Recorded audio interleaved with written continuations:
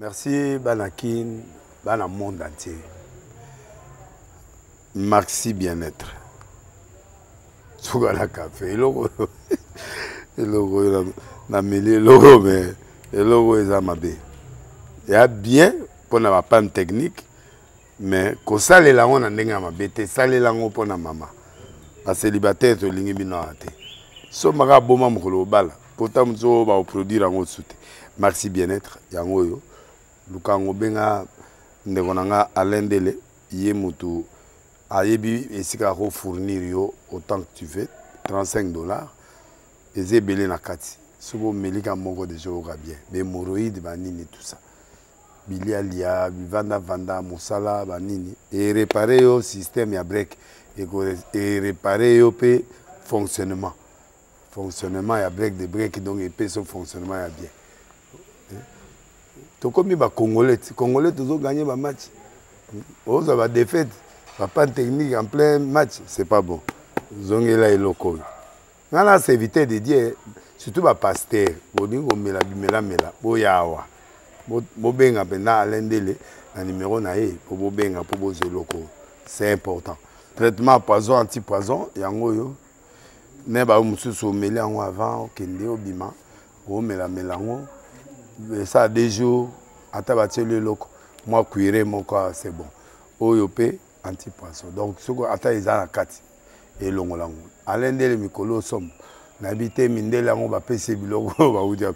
Pour Bilogo, on va dire solo. Mikolo, va tirer à poisson à toi, famille, à toi, problème dans moutoute, jalousie, car. Donc, va produire en wana, il y a anti-poison, oyopé, anti-poison. Donc, benga Alain Dele, à partir d'ahí, à Ibneni, ou à Ozouango. Nous avons pas bino mi batte lambo ke comme biété batwa comme la jalousie oyo tozo comprendre de souté bana mike bazo kufa mikolo bazo kufa ba otiana bana bébé ba poisson donc toujours zala nanti na ndengana nga ndako c'est bon que Dieu vous bénisse.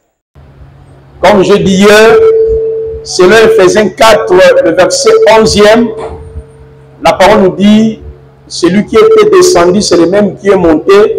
Il a fait des dons aux hommes, les uns comme apôtres, prophètes, docteurs, évangélistes, pour le perfectionnement des saints, l'édification des saints, l'unité de la foi, la connaissance des fils de Dieu. Mais j'aime beaucoup plus le verset 13-14.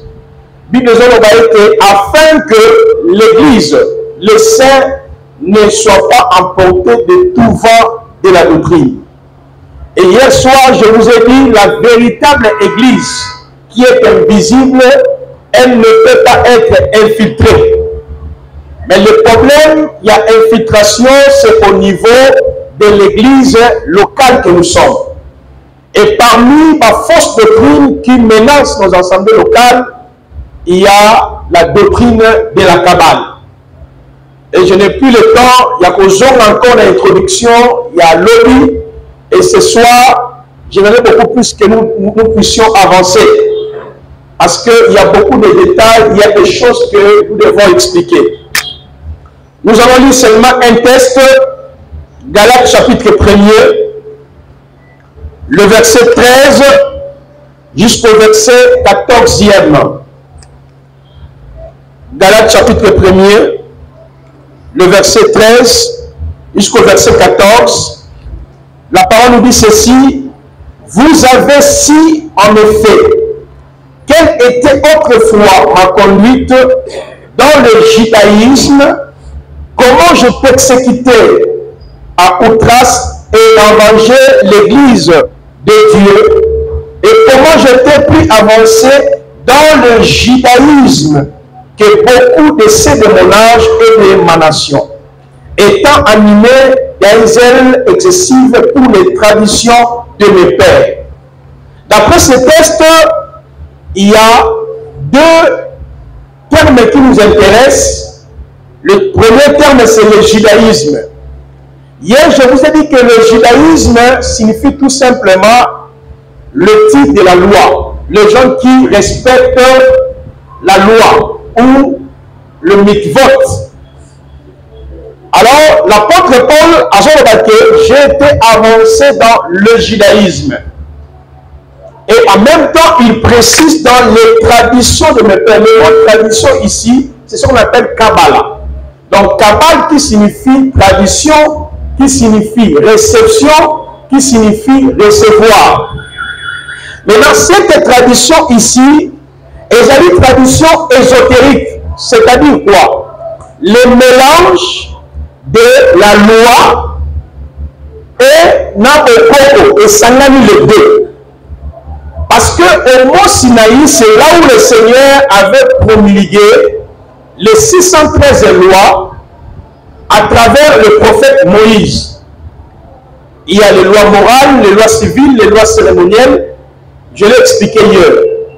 Mais à part les lois écrites, il y a aussi la dimension de la loi orale qu'on appelle les traditions de mes pères que l'apôtre Paul a fait mention dans le livre de Galates 1er, 14 à 15. Je vous ai dit hier, même le Seigneur Jésus-Christ lui-même a déjà trouvé enseignement à Kabbale. Avant même Abotama, il avait déjà trouvé les Juifs en train de mélanger la loi et la Kabbale. C'est alors l'église du temps de la fin que nous sommes. Elle est à l'attente de l'enlèvement, le tribunal de Christ, le couronnement, le festin de noces de l'agneau, le règne millénaire et la félicité éternelle. À ça possible maintenant l'influence ou le dominant qui collait à Israël avant la venue du Seigneur Jésus-Christ. Christ lui-même a trouvé le peuple d'Israël dans cette confusion. Par exemple, hier, je vous ai donné le passage de Matthieu 15, où Christ a dit, au profit de vos traditions, vous annulez le commandement de Dieu. Alors, l'église que nous sommes, actuellement, il y a les faux prophètes, les faux docteurs, les faux évangélistes et les faux docteurs qui sont en train de nous amener dans l'infiltration de la Kabbale.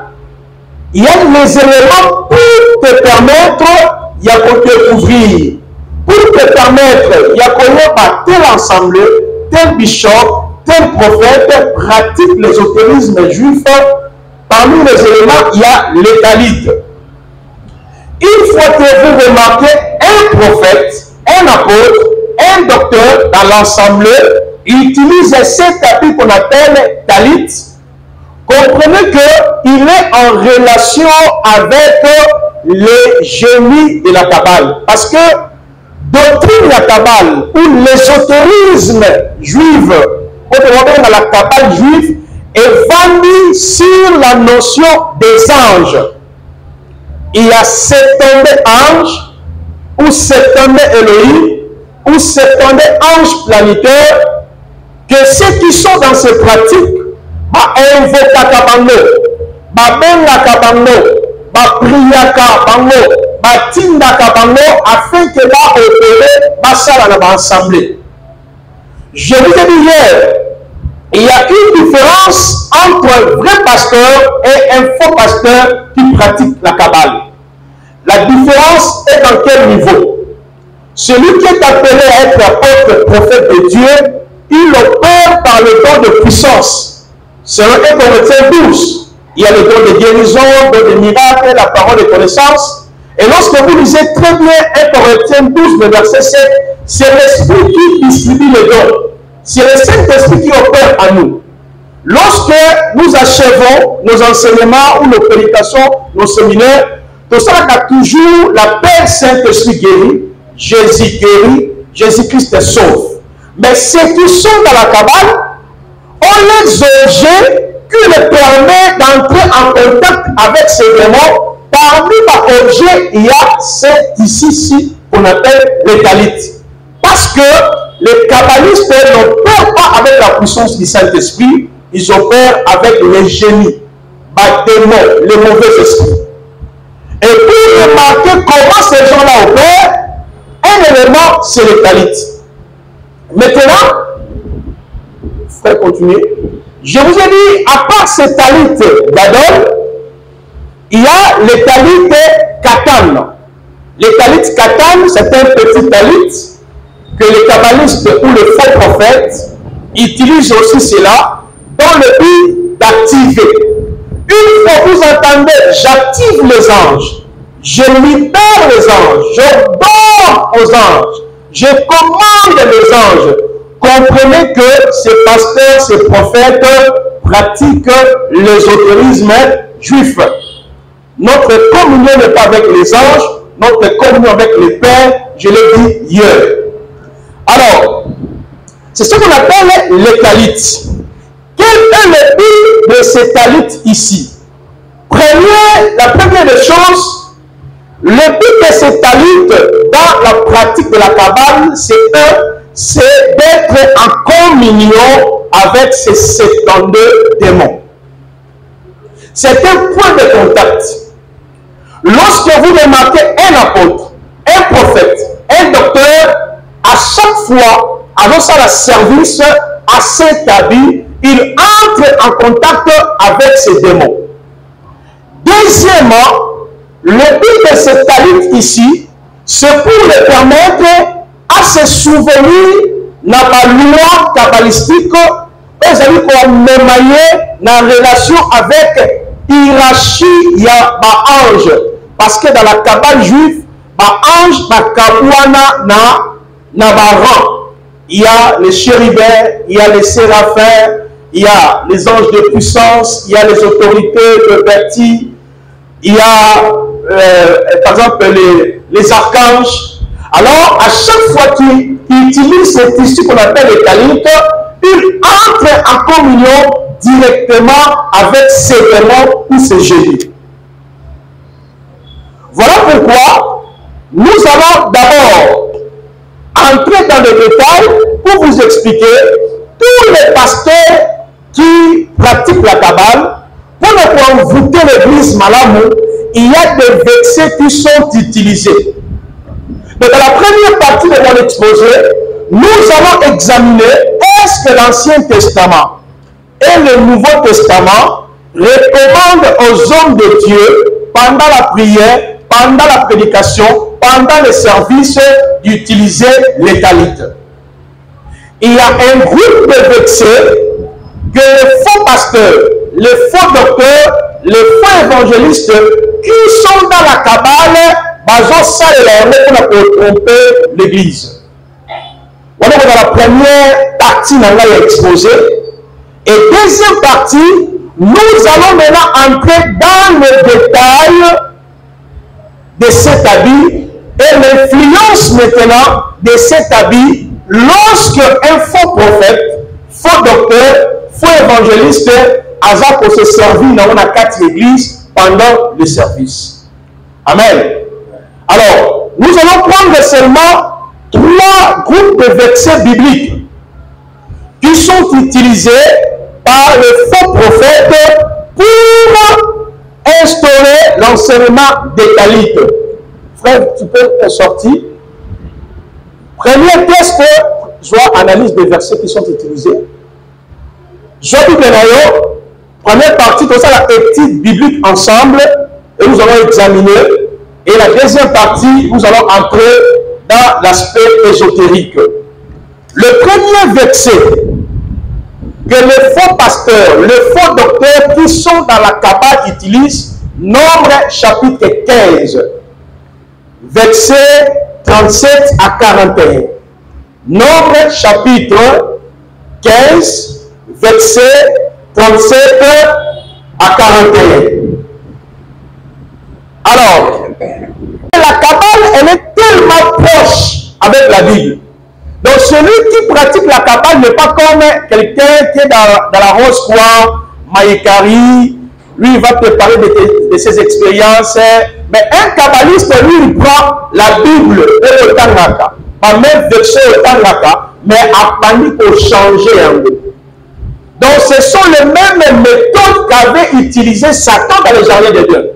Il vient avec le nom de Dieu, il vient avec la parole de Dieu, mais il va pour tordre le sens d'un mot. Regardez, avant que nous fassions la lecture, la première des choses qu'il faut noter, de Genèse à l'Apocalypse, la Bible ne parle pas du mot talit. Ça, c'est la première des choses qu'il faut noter en mot. Donc, banda Genèse, till l'Apocalypse, la Bible ne parle jamais du mot talit. La première information. La deuxième information, de Genèse à l'Apocalypse, Dieu n'a jamais recommandé ses enfants, que ce soit Israël et nous l'Église, de prier avec talit, d'opérer avec talit. Ça n'existe pas. Mais la troisième information notée, le mot talit se retrouve dans le livre qu'on appelle Talmud. Le mot talit, c'est-à-dire talit, c'est cet habit-là, se retrouve dans le livre qu'on appelle Talmud. Talmud est un nini. Et ça dit, comme j'ai expliqué hier, quand le Seigneur a donné la loi aux enfants d'Israël, maintenant les rabbins, parce que le juge à coup constitutionnel, parce qu'on interprète Mibeko. Maintenant, les rabbins ont créé certains livres pour faire quoi? Pour reprendre les 613 lois et puis spécialement commentaire Moussousou, on les a dans 4 loi Wanate. Est-ce que ça fait comprendre? Et puis dans les commentaires, il y a des commentaires qui ont un caractère satanique, démoniaque, ésotérique. Est-ce que c'est bon? Il y a Talmud, il y a Mishnah, il y a Midrashim, il y a Zohar, il y a Gematria. Je pense que demain, nous allons vous expliquer ça en détail. Mais ici, c'est justement pour que vous puissiez noter que de Genèse à l'Apocalypse, la Bible ne parle pas du mot talit. De Genèse à l'Apocalypse, Dieu n'a jamais recommandé ni à Israël, le peuple qu'il a connu avant nous, ni à nous, l'église, le pasteur, le bishop, pendant que nous autres nous avons prié, il faut que ça l'appelle la talit. Mais je dis en troisième lieu, le mot talit se retrouve dans le livre qu'on appelle Talmud. À partir de demain, on peut examiner le contenu, quelques contenus de ce livre de Talmud. Dans ce livre, il y a chrétien dans un film. Dans ce livre, il y a Talmud là. Il y a chrétien, ils sont chrétiens. Ma fille n'a pas impossible. Deuxièmement, Jésus-Christ est là. Ok? Azali insulté à un niveau impossible. Avec le Makambu. C'est dans ce livre-là qu'on trouve le mot talit. Donc, tous les pasteurs qui utilisent le talit, en réalité, Bazali est ennemi de la croix. Bazali est Jésus Christ. Voilà pourquoi ils ne peuvent pas opérer avec le Saint-Esprit parce que il y a malamu et sika obavandi. Est-ce que maintenant nous sommes prêts pour lire les textes? C'est bon. J'ai dit la première partie, c'est le titre biblique de Rosala. Et la deuxième partie, nous entrions dans l'aspect ésotérique, mystique de ce tissu qu'on appelle les talit. Regardez, tout pasteur, même moi quand je pratiquais la Kabbale, maintenant, tous ceux qui sont dans la Kabbale, le premier verset c'est Deutéronome chapitre 15. À partir du verset 37. L'Éternel parla à Moïse en ces termes. Parle aux enfants d'Israël et dis-leur de se faire des franges au coin de leurs vêtements dans toute leur génération et d'ajouter à la frange de chaque coin un cordon d'azur ou un cordon bleu. D'après ce texte, je pose la question à l'Assemblée. Est-ce que l'Éternel, parlant à Moïse, dit, parle aux enfants d'Israël et dis-leur de se faire des talit? Quel est le mot qui est là-bas? Frange. Le mot frange, c'est ce qu'on appelle titit en hébreu. Titit, en français, c'est comme un tissu croisé. Les amis, on met dans la broderie. Là, c'est la simplicité. Maman, asali libaya na ye, batelier ba broderie. Hein? Batelier ba broderie et kitty. Ce qu'on appelle frange. Est-ce que maintenant c'est bon? Est-ce que c'est bon? Donc, frange, c'est ce qu'on appelle titite. Donc, c'est une forme de tissu tordu. Basangisi, bakangisi. Donc, prenons ce comme la broderie, ou batelier maman na col, ou comme une forme de la fleur. Donc, les textes ne nous disent pas, suivez-moi très bien. Les kabbalistes sont, par exemple, spécialistes dans le temps de sens écriture. Parce que vous savez que notre foi, et où la juge, c'est un fil croisé ou tordu. Alors, maintenant, les franges que Yahweh avait recommandées au peuple, nous continuons petit, comme dit la Bible. Est-ce que Dieu a dit, il y a un habit spécial que vous allez placer des franges? On continue les textes, on nous dit quoi? Mon frère, voilà. Parlez aux enfants d'Israël et dis-leur de se faire des franges au coin de leurs vêtements. On dit au coin de leurs vêtements. Est-ce que Dieu a dit il y a un vêtement spécial que vous allez mettre des franges? Au coin de leurs vêtements. On m'a dit il a dit vêtements dans la awa. Nakotia ba frange, natia ba frange awa. Natia ba frange wana awa. Pourquoi Dieu avait demandé des franges aux vêtements du peuple? Et puis il y avait combien de franges? Avant de continuer le texte biblique, sautez, descends. Prenons maintenant Deutéronome chapitre 22. Écoutez-moi très bien, frères et sœurs. Deutéronome chapitre 22. Le verset 11e. Deutéronome chapitre 22. Regardez. Parce que Deutéronome, c'est la clôture de la loi. C'est la fin de la loi. Ok? Alors, bien sûr, Deutéronome. Donc, Dieu qui vient paraphraser tout ce qu'il avait dit. Il répète la loi. Est-ce que c'est bon? Parce qu'après Deutéronome, c'est la conquête du Canaan. Il fallait qu'il y ait le rappel. Alors, ici, Dieu va préciser, parce que dans Nombre 15, il ne précise pas. Il dit seulement de faire des franges. Mais il y avait combien de franges? Il fallait que le peuple d'Israël passe là. Et puis, quel était le but de ces franges-là? Est-ce que c'est clair? Voilà. Deutéronome chapitre 22, verset 11 nous dit: tu te feras des cordons en franges aux quatre coins du vêtement dont tu te couvriras. Ah bon? Ici, nous avons une information, deux informations intéressantes. Il faut faire combien de franges? Est-ce que vous comprenez? Il faut combien de franges? Parce que dans Nombre chapitre 15, on nous dit seulement il faut au sein la frange. Mais Dieu n'a pas déterminé. Donc Dieu a dit il faut qu'on soit combien de franges? Est-ce que dans un habit séparé? Non. Na elamba oyo ozolaka. Donc cela veut dire quoi littéralement? Comme si je m'habille comme mon frère ingénieur, c'est qu'il y aura quatre franges. Deux devant, deux derrière. Est-ce que vous comprenez? Il y avait quatre franges. Deux derrière et deux devant. Maintenant, dans Deutéronome chapitre 22, on nous précise: tu te feras des cordons en franges aux quatre coins du vêtement. Dieu dit dans la deuxième information, lorsque tu vas placer des franges là, et vous allez mettre combien de cordons? Il y aura combien de cordons? Quatre, n'est-ce pas, non? Parce qu'il y a quatre franges. Donc cela veut dire deux cordons qu'on appelle titit. Ok?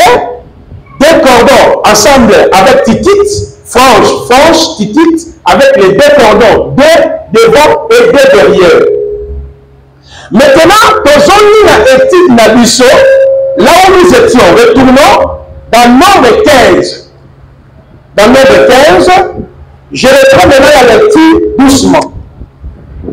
Parle aux enfants d'Israël et dis-leur de se faire des franges aux quatre, de se faire des franges au coin de leurs vêtements. On a compris, il fallait combien de franges? Au point, non, n'est-ce pas? Deux devant, deux derrière. Alors, dans toutes les générations, d'ajouter à la fin de chaque point de cordon d'azur. Le cordon d'azur, c'est ça le cordon bleu ou le cordon violet dans certaines versions bibliques. Vous voyez maintenant les quatre franges, n'est-ce pas? C'est-à-dire les quatre titites, ok? Avec les cordons. Mais ici déjà, il y a une déformation, n'est-ce pas? Et ils ont placé ça dans un habit, mais selon les textes bibliques, il faut, dans vos habits habituels, vous mettez des franges devant, des franges derrière au coin, dans le coin, et vous mettez les quatre fils. Mais ici, il y a un habit spécial. Ils ont ajouté le symbole du chandelier, ils ont ajouté le symbole de l'étoile de David, ils ont ajouté le symbole du poisson. Est-ce que dans Nombre, Dieu a dit, dans vos habits, vous ajouterez le symbole du poisson, vous ajouterez le symbole de l'étoile de David, vous ajouterez le symbole du chandelier? Vous voyez comment le diable opère. Au-delà de cet habit, on fait continuer. Continuez, plaît. Ils ont ajouté un autre élément.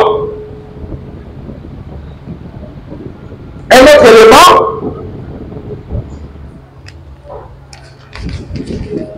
Continuez toujours.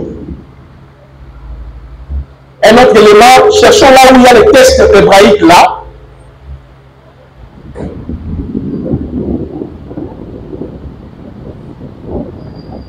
Avancez encore.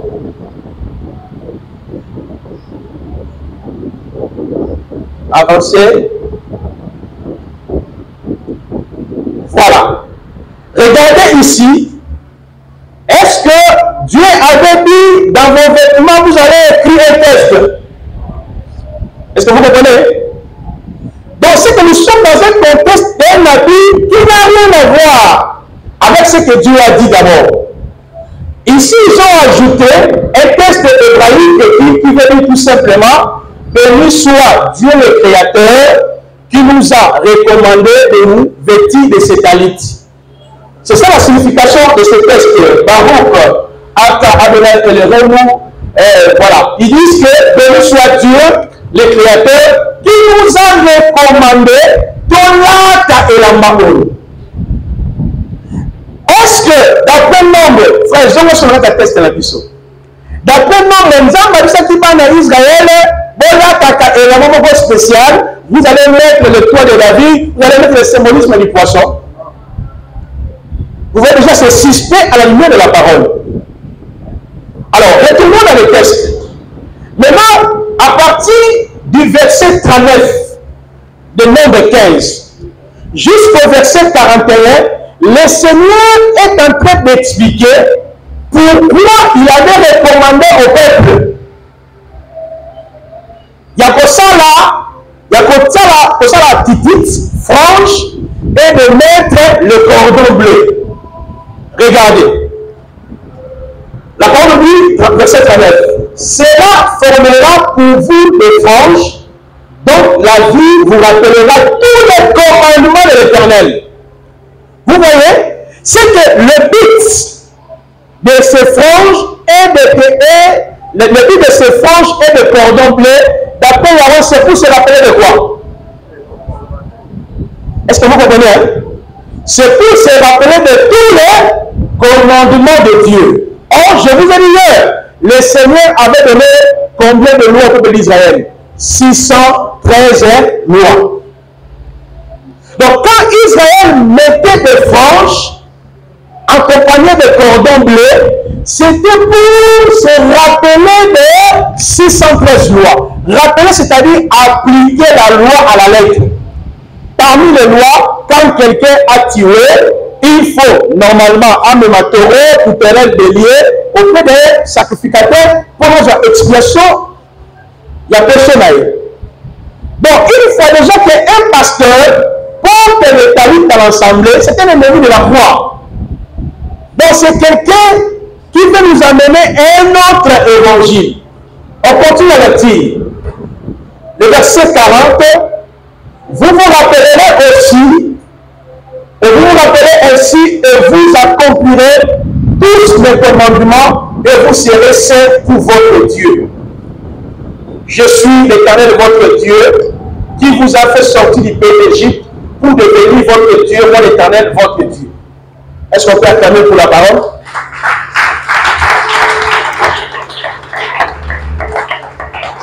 Je vous pose la question avant de prendre le dernier passage et en fait d'entrer maintenant dans l'aspect ésotérique de cet ici. À la lumière de Deutéronome 22, le verset 11 et Nombre 15, le verset 37 à 41, est-ce que Dieu a recommandé le talit? Est-ce que vous avez vu le mot talit? Est-ce que Dieu a dit c'est un appui pour la prière? Dieu parle de quoi? De franges. Pour quel but? Est-ce que vous êtes sous la loi de Moïse? Vous voyez? C'est que les gens qui peuvent faire ça, ce sont les Juifs qui sont encore dans l'aveuglement. Et ils peuvent mettre des franges et mettre des cordons bleus parce que pour eux, ils continuent toujours à demeurer dans la loi de Moïse. Mais nous, nous sommes sous la loi de Christ, la loi de vie. Pour nous, le tabernacle, c'est Jésus. Tous les sacrifices de l'Ancien Testament, c'est lui. Les cérémonies, les souverains sacrificateurs, c'est lui. Parce que c'est rappeler de la loi, c'est appliquer la loi. Oh, parmi les lois, il y avait par exemple les lois cérémonielles. Ok? Les lois cérémonielles nous renvoient à la sacrificature. Surtout au Sumuki, au Salimabé, ok, pas le souverain sacrificateur, on me mit taureau, on me mit tutelel, à Bomu Niama, à Soku Makila, Kozwa, au Limbis.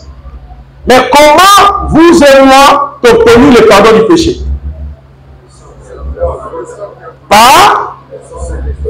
Maintenant, si un pasteur porte le talit, il dit non, c'est franc ici, c'est pour se rappeler quoi? De la loi. Est-ce que vraiment il est converti? Donc déjà, il y a un problème. Ici, pas seulement l'aspect ésotérique, hein? Nous sommes d'abord dans l'étude biblique.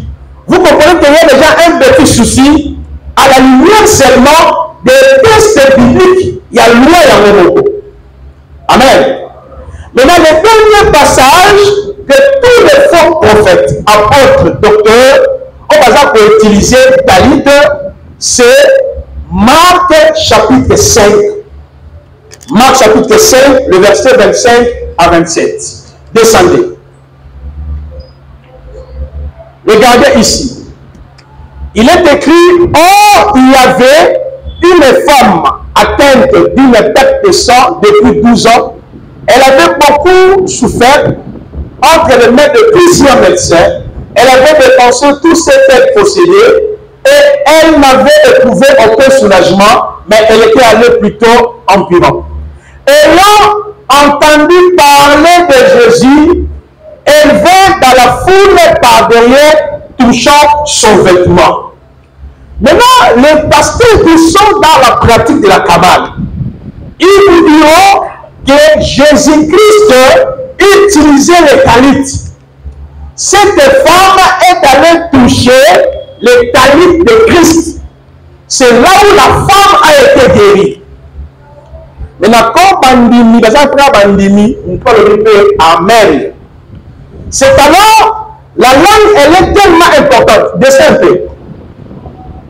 Descends un peu. Voilà. Quand on prend le texte, parce que c'est inutile même de lire ça, on comprend que quand on prend le texte hébraïque,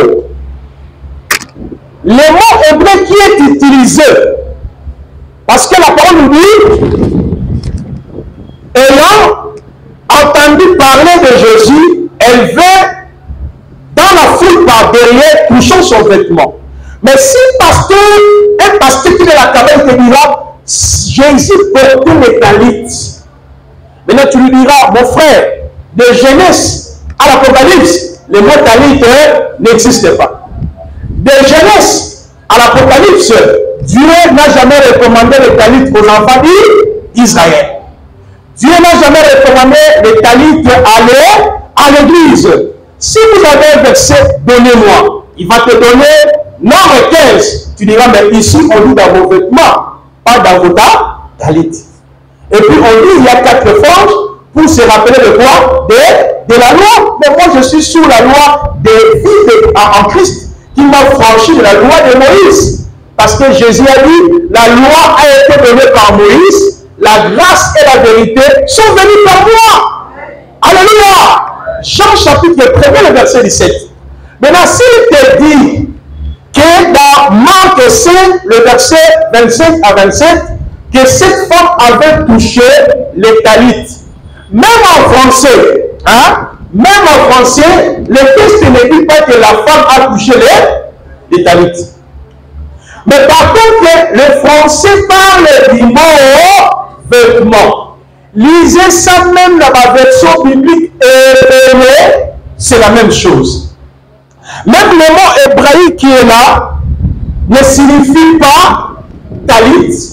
Le mot hébraïque qui est utilisé, le vêtement, veut dire tout simplement manteau ou couverture. Vous voyez, le mot signifie seulement ou dalati manteau naïe, bien dalati couverture naïe, bien dalati le vêtement du colo. Parce que Dieu avait dit, n'a pas dit la main, oh le bossa a dit, de Bolata. Ok? Nous pouvons dire par contre, si Nabilamba, comme Jésus est sous la loi, ok? Il a respecté la loi, comme la parole nous dit, en sous-entend étant juif. Parce qu'il allait aussi célébrer le fête. On sous-entend aussi que dans ses habits, il y avait quoi? Les talites. Il y avait quoi? Des franges, n'est-ce pas? Il y avait les titites ou les franges. Est-ce que vous avez compris d'abord la première partie de notre étude biblique?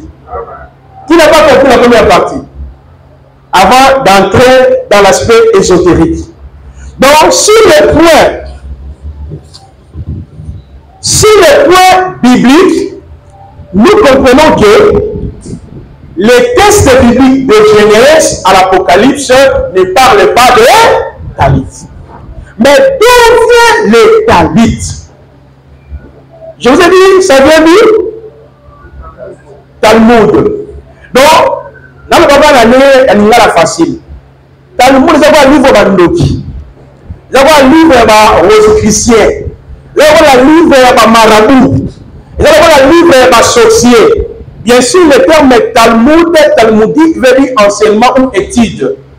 Mais l'étude de quoi? Il répète la loi en ajoutant.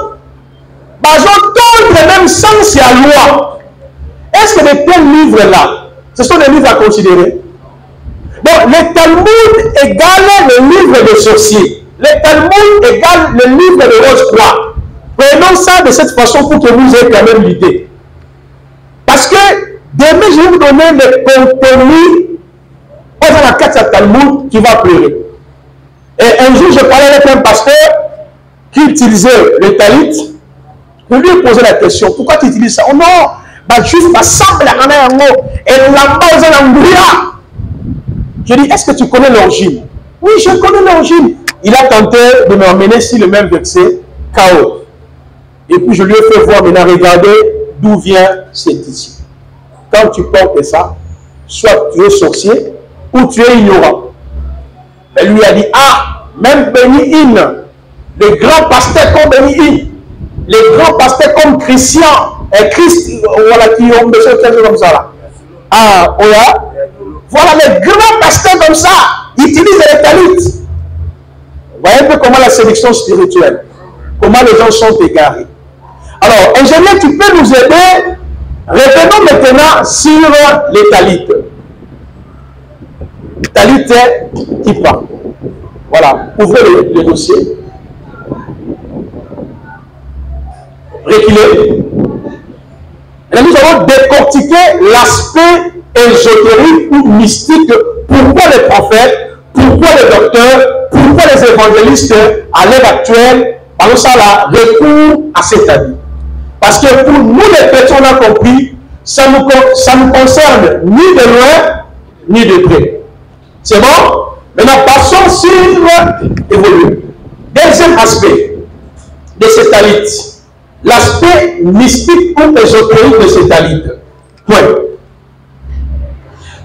La première des choses, cet habit que vous voyez, le talit,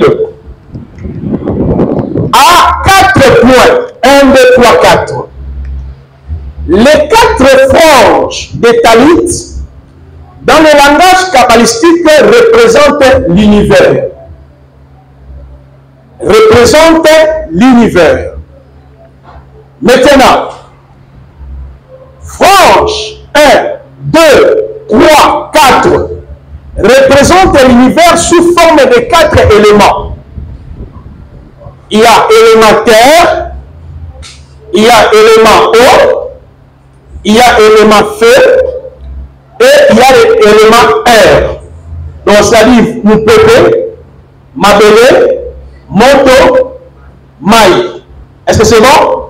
Donc les 4 franges ici, lorsque un prophète a se couvrir le tout dans un mot, à l'attirer dans le tout, il entre dans le monde kabbalistique où il entre dans l'atmosphère angélique parce que les 4 franges lui renvoient dans la notion des 4 éléments. D'après les kabbalistes, dans les 4 éléments feu, air et quoi encore, l'eau, il y a 72 démons qui opèrent. Il se passe dans le livre d'Apocalypse 9, verset 13-14, où il est écrit, Apocalypse 9, 13-14, on parle des anges de l'air, des anges de jour, des anges de mois. Parce que ce qui est vrai, notre Dieu le Créateur a déjà disposé les anges d'années, de mois et tout comme ça. C'est une réalité. Mais je vous ai dit, ce n'est pas nous de connaître les anges qui nous accompagnent. Ce n'est pas nous d'entrer en contact avec ta génie ou a. Mais les kabbalistes, pour eux, une fois à se couvrir la talit, la première des choses, ils dominent les 72 démons qu'on appelle les 72 anges de l'abîme qui dirigent le monde ou qui composent le royaume de Satan. Est-ce que c'est bon? La deuxième des choses, si un faux pasteur a couvert talit na mutunaye, il entre en relation avec le 72 anges saints. Les 72 anges saints, qu'on appelle les 72 anges planétaires, ou les 72 génies de la Kabbale, ou les 72 Elohim, pour eux, ils doivent les invoquer, soit à travers cet habit, parce que quand à se couvrir avec les talits, automatiquement, il fait l'appel au génie. C'était déjà comme un point de contact afin que ces démons-là se manifestent. Donc vous comprenez d'où il y a 72 anges de la Bible répartis sur 4 éléments, et puis il y a 72 démons ou 72 anges de filles, que les kabbalistes entrent en contact avec eux à travers les talits. Selon la loi kabbalistique, ces 72 génies-là, qui sont considérés comme des anges purs, des anges saints, sont aussi regroupés par rapport aux 4 éléments. Donc, les 4 franges ne représentent pas seulement l'univers, le gouvernement de Satan, l'autorité de Satan, mais les 4 franges ont 4 groupes. Ceux qui ont joué, groupe de Liboso, bazali 18 franges à Liboso. Groupe Amibale, deuxième groupe, 18. Si vous prenez 18 plus 18, ça donne combien? Hein? 36. Troisième groupe, 18 anges. Et le dernier groupe, 18 anges. Donc si vous prenez 36 plus 36, ça donnera combien? Vous voyez maintenant? C'est par là si un pasteur qui est dans la Kabbale, pendant qu'il opère, il peut utiliser élément feu, élément air, élément terre et élément l'eau. Est-ce que vous comprenez? Cela veut dire quoi? Pendant qu'ils sont en train de prêcher, lui, pour que tu sois guéri, il y a de l'eau. Nous croyons à l'orientation du Saint-Esprit. Notre Seigneur est puissant. On dit qu'on semble après la mouture, on va lui passer un maillot là. Tout est possible à celui qui croit. Est-ce que vous croyez à cela? Dieu est puissant. Il est transcendant. Alors, mais celui qui est dans la Kabbale, il peut arriver dans une assemblée. Il n'a même pas ça comme talit. Mais lui, sa spécialité, c'est de guérir à travers éléments eau. Voilà pourquoi on vous parle de l'eau de miracle, l'eau de restauration, l'eau de mythe, l'eau de ceci, l'eau de faïa. Donc quand vous venez dans l'assemblée, tu ne les trouveras pas ça parce qu'un kabbaliste n'est pas seulement censé de se présenter devant l'église avec les talits. Non. Parce que les talits, c'est un point de contact. Il peut même déjà à la maison, il a tout fait. Il vient seulement dans l'assemblée comme ça. Et comme dans l'assemblée, il place le génie, il peut faire directement l'appel au génie pour agir, pour opérer. Donc, élément O est comme un point de contact. Observons bien nos assemblées aujourd'hui. Observons bien nos bishops. Il y en a qui ne portent même pas ça. Mais allez là-bas. L'eau. Jésus a guéri l'aveugle. Athée Soyi, Athée Mabélé. Est-ce que c'était la même pratique qu'il faisait à chaque fois pour guérir? Quand quelque chose devient habituel, à chaque fois, la même pratique, si le pasteur n'est pas ignorant, il est conscient de ce qu'il est en train de faire. Parce qu'un kabbaliste, il entre maintenant dans la dimension du sacerdoce kabbalistique. Oh, la menette maïa papa, la menette maïa nabiki, la menette maïa. Oh, maïa bikisima, oh, maïa salakaboy. Cette pratique n'est pas seulement dans la Kabbale, dans toutes les sectes de la pernicieuse, vous trouverez toujours cet aspect-là. Parce que ce sont des génies qui entrent en contact. Au moins, l'objectif c'est quoi? Et ça, qui savent. Et vous verrez aussi les témoignages. Je vais vous dire quelque chose. Ce que le diable ne peut pas imiter, c'est le fruit de l'esprit. Là, le diable, lui, ne peut pas imiter ça, de produire un serviteur avec les caractères de Dieu. Non. Mais les dons spectaculaires, les miracles, la guérison, le diable le fait. Et ce faux serviteur aussi. Matthieu 7, le verset 12 jusqu'au verset 14. Christ avait dit quoi? Ils chasseront les démons, ils vont guérir à mort, ils feront des miracles à mort. À mon nom. Mais le fruit de l'esprit, c'est le caractère de Dieu. Le diable ne peut jamais le polir. On ne reconnaît pas un homme de Dieu parce qu'il fait tomber les gens. Un vrai serviteur de Dieu est celui qui demeure dans la doctrine des apôtres. Donc, une fois que vous voyez un pasteur, observez bien qu'il a cet ici, comprenez qu'il peut opérer à travers éléments eau. Je viens ici, je prie pour de l'eau, je distribue ça. Et les gens aussi achètent. Hein. J'avais reçu une misère, elle m'a dit, on va sur la maille à Faya. Il y a $5, il y a $10, il y a $100.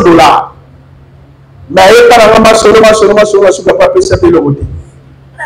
Oh papa, chaque jour on va prier pour la maille. Donc le prophète lui-même vend de l'eau à l'entrée. C'est une pratique ésotérique de la Kabbale.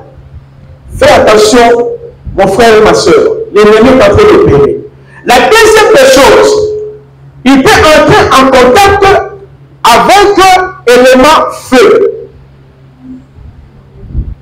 Pour eux, il y a les démons qui opèrent dans le feu. Maintenant, un kabbaliste peut activer les démons à travers l'élément feu. Luc chapitre 5, je prends le verset 52, 53.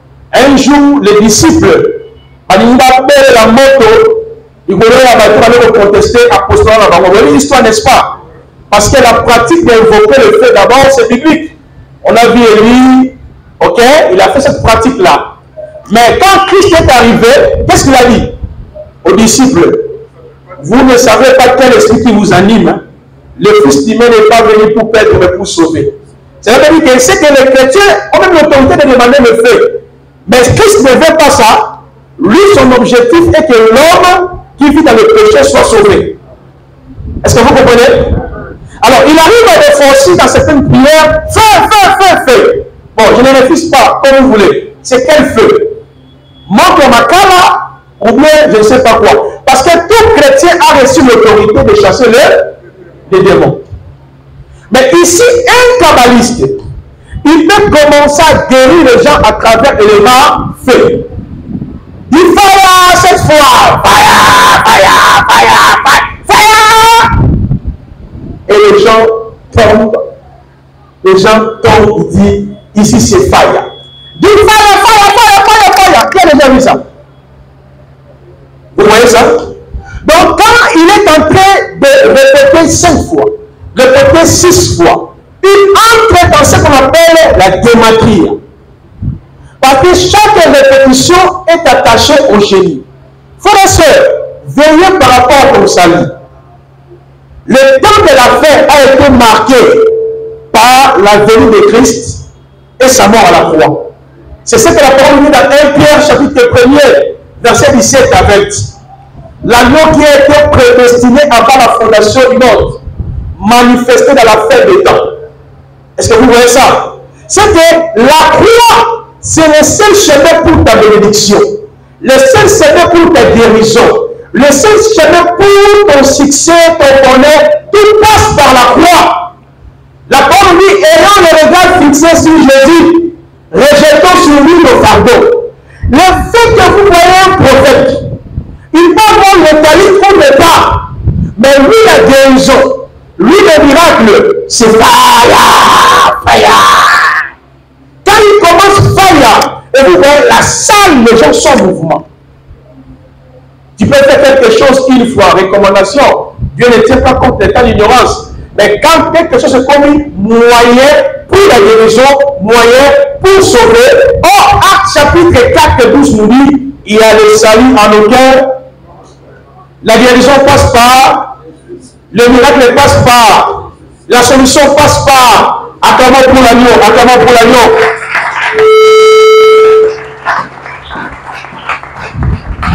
Est-ce que vous comprenez très bien? Là, je comprends ma malade. Au second d'accord, et là-bas, les amis, point de contact. Alors, un autre élément, c'est l'élément moupépé, l'air. Pour lui, la guérison n'est plus au nom de Jésus. Le moupépé, il prêche. Il y a un vent, quel vent? Hein? Bon, disons que Saint-Esprit a recommandé. Mettons ça, hein? Saint-Esprit, on croit. Il peut exprimer son serviteur, n'est-ce pas, non? Vous croyez cela, non? Ah, voilà. Alors, au début, le premier jour, tu as fait ça, nous sommes d'accord, c'est l'inspiration du Saint-Esprit. Ok? Si vous remarquez très bien, ce faux pasteur nous amène dans ce qu'on appelle le panthéisme.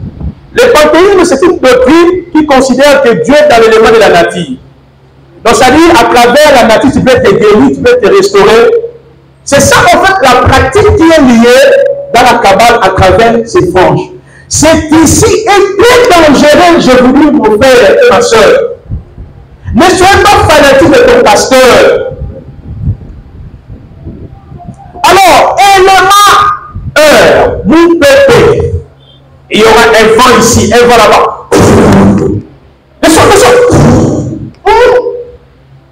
Lorsque vous remarquez ça, qui a déjà vu ça? Ah, je pense que tout le monde. Vous voyez que la Kabbale, elle est présente dans nos assemblées. Il y a un vent là-bas. 4, 5, 6, 7, 8, là-bas. Un ange. Et quand il parle du vent, directement, il associe ça au ministère. Vous Vous n'avez pas vu au Congo, il y avait des évangélistes qui guérissaient seulement par les vents. Or, Christ a dit, vous chasserez les démons à mort. Il dit, tout ce que vous demanderez en priant, croyez-vous que vous l'avez reçu et vous le verrez s'accomplir. Ça, c'est Marc 11, 24. Et dans Jean 14 et 13, 14, tout ce que vous demanderez à mon nom, le Père en ça a dit, je le ferai. On laisse le nom de Jésus-Christ et nous entrons maintenant dans les vents. Il y a là-bas les vents, les vents. Monsieur, tu reçois quoi? Parce que j'ai déjà reçu le Seigneur, mon corps est le temple du Saint-Esprit. Donc, un kabbaliste peut libérer les entités. Parce que ceux qui sont dans ces pratiques démoniaques, pour un kabbaliste, il n'est pas sorcier. Pour un kabbaliste, il n'est pas occultiste. Donc, en fait, c'est une secte très compliquée. Si on dit kabbaliste écrasé occultiste au Sekayo, il dira que les occultistes sont trop petits. Les marabouts sont trop petits. Nous utilisons la sagesse de Dieu. Non. La sagesse de Dieu a été manifestée en Christ. Et à travers le Saint-Esprit, nous avons pleinement en lui. Tout en lui. Est-ce que ça va être? Donc, attention, dans une assemblée, où vous remarquez la guérison, le miracle, à travers le feu.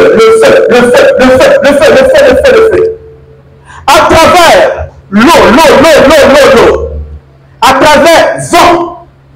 Et un autre élément qui est lié au talib, c'est l'élément terre, Mabélé. C'est là où je vous parlerai ça demain. Comment dans la Kabbale, on explique que chaque année a des portes. Comment tu peux posséder la porte de l'année? Comment tu peux posséder la porte des mois? Quand il parle de portes, il y a la notion de ces 70 démons qui bloquent les hommes par avancer, mais toi tu dois connaître la notion de porte. Quand il parle de porte, c'est un langage codé, c'est pour parler des anges qui opèrent à travers le mois, le jour et les années. D'où le pasteur te dira, répétez psaume 7 fois, répétez psaume 15 fois, répétez psaume 10 fois, répétez psaume 17 fois, dans dans tel mois, automatiquement vous entrez dans les cultes des démons.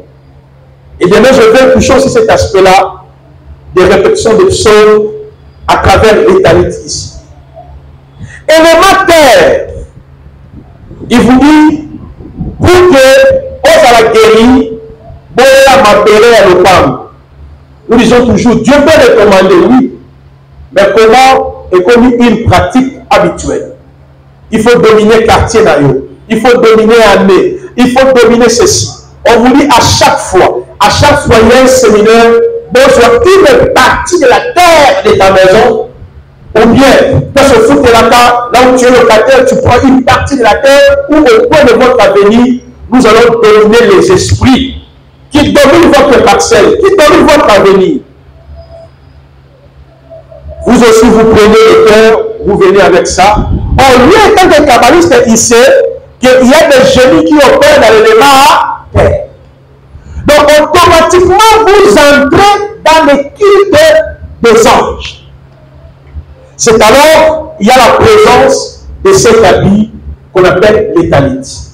Je pose la question à l'Assemblée parce qu'il est déjà temps. Dans 2 minutes, je finis. Je pose maintenant la question à l'Assemblée. Est-ce que le Seigneur nous a dit, lorsque nous prions, nous devons ouvrir la tête pour nous les hommes? Hein? Lisons maintenant 1 Corinthiens chapitre 11. Nous allons prendre 1 Corinthiens chapitre 11. Nous allons lire ce passage. 1 Corinthiens chapitre 11. Je prends le verset 4. 1 Corinthiens 11, le verset 4. Tout homme qui prie ou qui prophétise la tête couverte déshonore son chef. Le verset 5. Toute femme, au contraire, qui prie ou qui qui prophétise la tête non voilée déshonore son chef, c'est comme si elle était rasée. Je pose la question, est-ce que selon notre foi, la doctrine, est-il permis à un homme, quand il prie, de couvrir sa tête? Non. Mais regardez, le pasteur qui utilise les talits, parce qu'on a toujours un mot, on a fini qui un mot pendant la prière. Il se couvre la tête pendant qu'il est à la montagne. Il se couvre la tête. Donc vous comprenez déjà, c'est un message pour dire, le nom de Jésus, je l'utilise seulement tout simplement pour vous tromper. Mais comme la Kabbale est proche, n'est-ce pas, de la Torah et de l'Évangile, c'est là où il y a les embriements. Je vais finir pour vous dire ceci. Il existe 3 sortes de kabbalistes.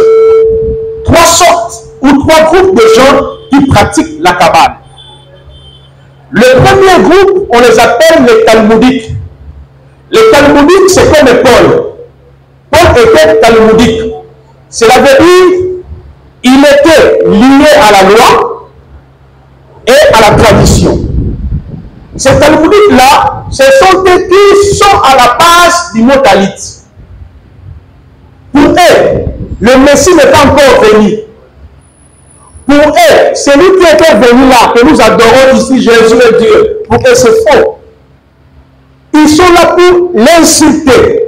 Entrez sur Internet, comment les juifs, là, les rabbins là, insultent Jésus et les chrétiens. Parce qu'ils sont des talmudiques. Mais ils se basent à la lecture de la loi et les traditions, la Kabbale. Ça, c'est la première partie. Est-ce que c'est bon? Et ils ne croient pas en Jésus-Christ. Mais la deuxième groupe de kabbalistes, on les appelle les messianistes. Les messianistes, qui sont-ils les messianistes? Ce sont des juifs qui ont cru à l'évangile en conservant la loi et la tradition. Les juifs ont une restauration à Israël. Au moment où juif, il dit il croit en Jésus, il parle de Jésus, mais vous le verrez avec quoi? Talit. Est-ce que vous comprenez? Il peut venir ici, vous parle de Jésus très bien, il vous parle de la repentance, il a le talit. Ce sont ces juifs messianiques qui ont envoûté nos assemblées locales, qui ont envoûté nos pasteurs. Une fois que les pasteurs arrivent en Israël, ils rencontrent les juifs là, pour mélanger. Et ils mélangent l'évangile. Quand je parle de l'évangile, vous comprenez, n'est-ce pas? Ça dit nous croyons à la mort, à l'ensevelissement, à la résurrection de Jésus, le retour de Jésus, les dons spirituels, l'enlèvement, les règles de Christ. Vous le trouverez aussi. Mais, et ils continuent à se judaïser encore. Judaïser, ils observent certaines pratiques de la loi. On les appelle les messianistes. Pas seulement la pratique de la loi, ils observent aussi quoi? Les traditions, la Kabbale. Bangonde va envoûter l'église surtout. Est-ce que vous comprenez? Troisième groupe de kabbalistes, ce sont les orthodoxes. Les orthodoxes, ce sont des juifs.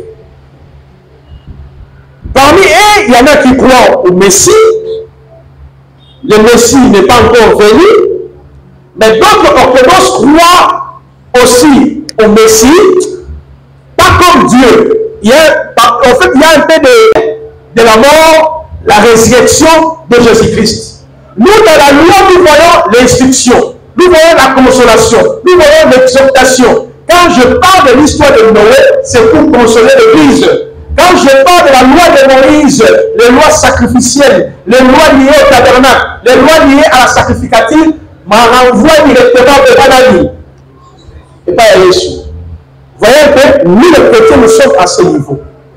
Frères et sœurs, attention, cet habit que vous voyez, c'est très dangereux.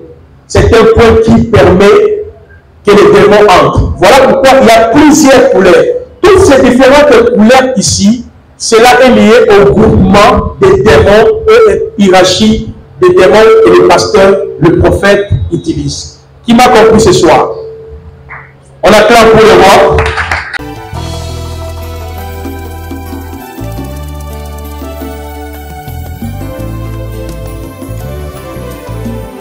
Éternel, je lève à toi mon âme. Mon Dieu, en toi je me confie. Que je ne sois pas couvert de honte.